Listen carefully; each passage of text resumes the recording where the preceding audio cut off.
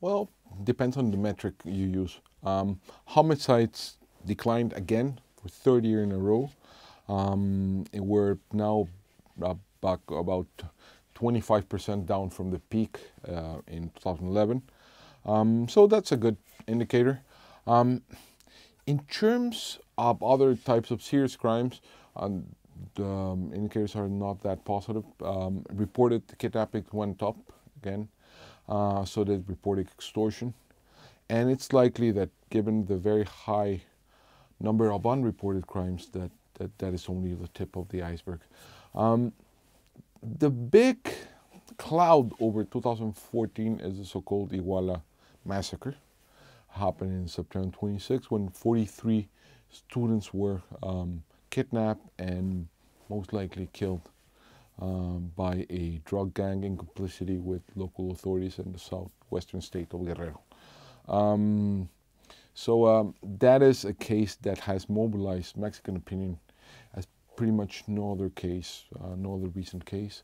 It has galvanized a lot of anger around the issue of security and violence, and has forced the government to respond more vigorously to this issue that you probably would have liked. You know, I think when we look back at 2014, we'll see that in a lot of parts of Mexico, the security situation actually got better. And the real tragedy of 2014 is that there were some very severe setbacks and big new challenges that Mexico has had to face, including citizens taking up arms and forming citizens defense groups or self-defense groups, and the federal government having to navigate and work with the various organizations that formed in late 2013, early 2014. But also some very tragic incidents where authorities themselves perpetrated what can only be described as very grave atrocities or human rights abuses. Thinking, for example, of the apparent execution-style killing of roughly 20 suspects in Tlatlaya, in the state of Mexico, but also the very widely publicized death and disappearance of dozens of students in Guerrero, from a small town called Ayotzinapa. Those incidents really became emblematic that the state in Mexico not only doesn't have control of the security situation adequately, but is in many ways part of the problem.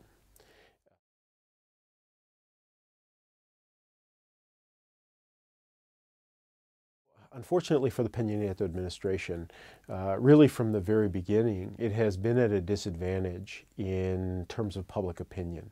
Peña Nieto won the presidency with the lowest margin ever of any member of his party, and from the very beginning has had relatively modest levels of public approval, no greater than either of his two predecessors, Vicente Fox, and in fact for the better part of his administration he has lagged below 50% public approval ratings.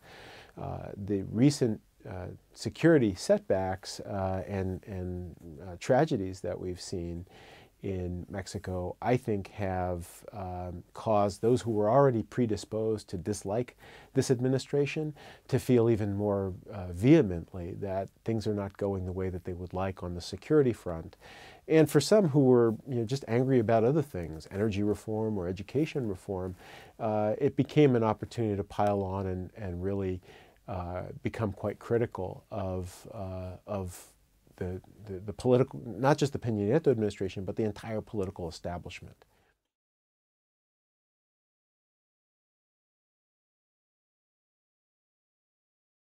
There's really no effort out there, there's really no proposal out there to tackle the core weakness of the Mexican security and justice system, which is prosecutorial capabilities.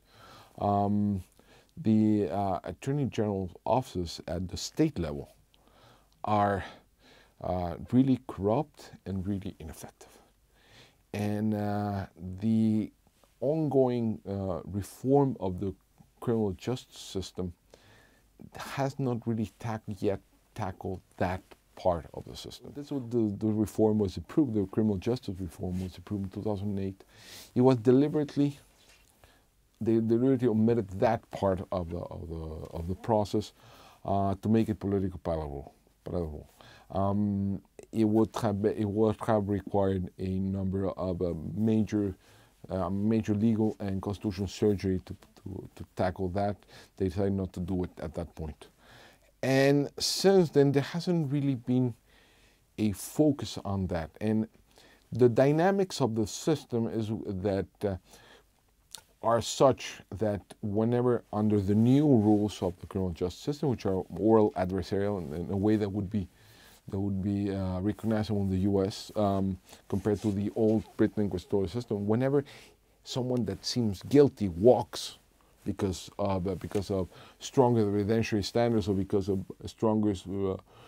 because of technical issues, the pressure is not on the prosecutor that did not make the case, but on the judge that freed that person.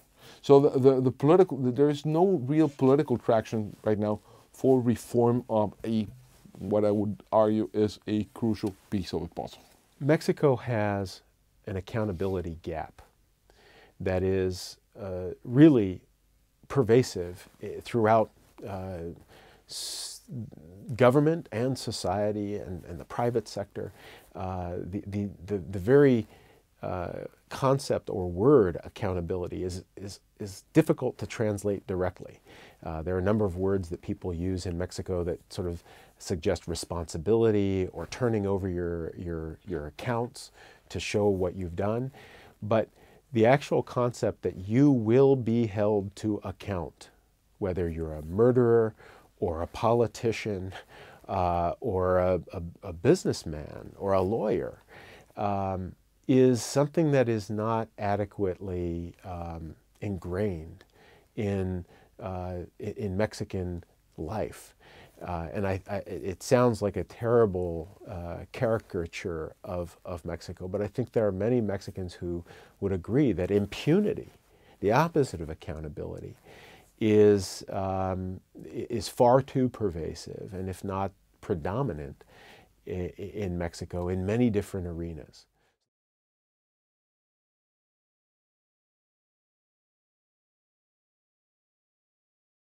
I think one of the most important things that will be happening over 2015 and that needs to happen is the preparation for the launch of Mexico's new criminal justice system. They're introducing a new code, a federal code of criminal procedure, which is actually a uniform code for the entire country. It will introduce what has been widely referred to as an oral trials system, which means oral adversarial procedures like we have in the United States, where evidence is brought to bear in court by both the prosecutor and the defense attorney for the accused. And the court hears that evidence in real time and makes a judgment. This is going to, many people believe that this is going to help to dramatically increase the efficiency, transparency, and really the fairness of the Mexican criminal justice system and the administration of justice in Mexico.